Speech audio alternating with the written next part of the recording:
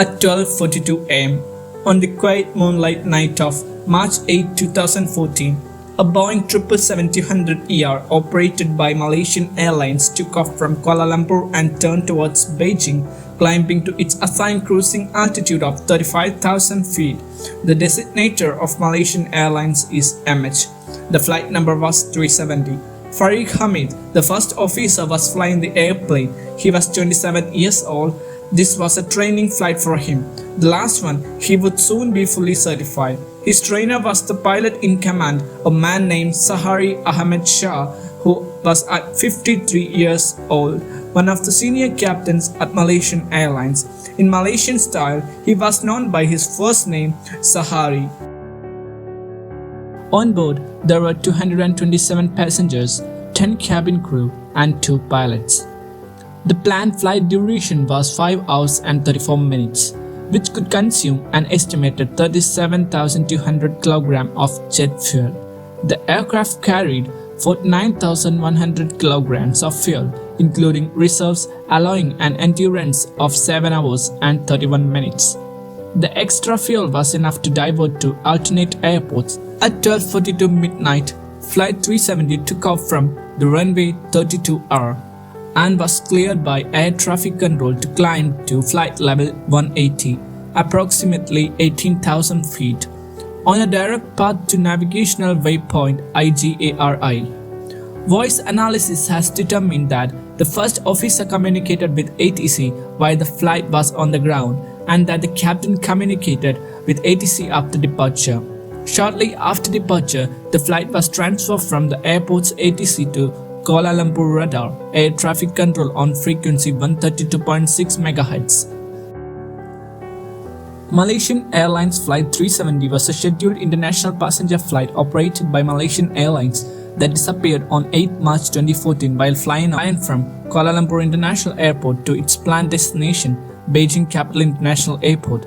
The crew of the Boeing 777-200ER aircraft last communicated with air traffic control around 38 minutes after takeoff when the flight was over the South China Sea. The aircraft was lost from ATC radar screens minutes later but was tracked by military radar for another hour, deviating westwards from its planned flight path crossing the Malay Peninsula and Andaman Sea. It left radar range when 200 nautical miles northwest of Penang Islands in northwestern Peninsula, Malaysia. The time was 1:21 am, 39 minutes after takeoff. The controller in Kuala Lumpur was dealing with other traffic elsewhere on his screen and simply didn't notice. When he finally did, he assumed that the airplane was in the hands of Ho Chi Minh somewhere out beyond his range. The Vietnamese controllers meanwhile saw MH370 cross into their airspace and then disappear from the radar. They apparently misunderstood a formal agreement by which Ho Chi Minh was supposed to inform Kuala Lumpur immediately if an airplane that had been handed off was more than 5 minutes late checking in. They tried repeatedly to contact the aircraft to no avail. By the time they picked up the phone to inform Kuala Lumpur, 18 minutes had passed since MH370's disappearance from their radar screens. 4 more hours elapsed before an emergency response was finally begun at 6:32 am. At that moment, the airplane should have been landing in Beijing. The search for it was initially concentrated in the South China Sea between Malaysia and Vietnam. The disappearance of Flight 370 was the deadliest incident involving a Boeing 777 and the deadliest in Malaysian Airlines history, until it was surpassed in both regards by Malaysian Airlines Flight 17, which was shot down while flying over eastern Ukraine 4 months later. The combined loss caused significant financial problems for Malaysian Airlines, which was renationalized by the Malaysian government in December 14. The search for the missing airplane, which became the most costly in aviation history, focused initially on the South China and Andaman Seas. Before analysis of the aircraft automatic communication with the INMAS satellite identified a possible crash site somewhere in the southern Indian Ocean. The lack of official information in the day immediately after the disappearance prompted fierce criticism from the Chinese public. There were 6 Australians, 2 Canadians, 153 Chinese, 4 from France, 5 Indians, 7 Indonesians, 2 Iranians, 50 Malaysians, 1 from Netherlands, 2 New Zealand's, 1 from Russia, 1 from Taiwan, 2 Ukrainians, and 3 from United States.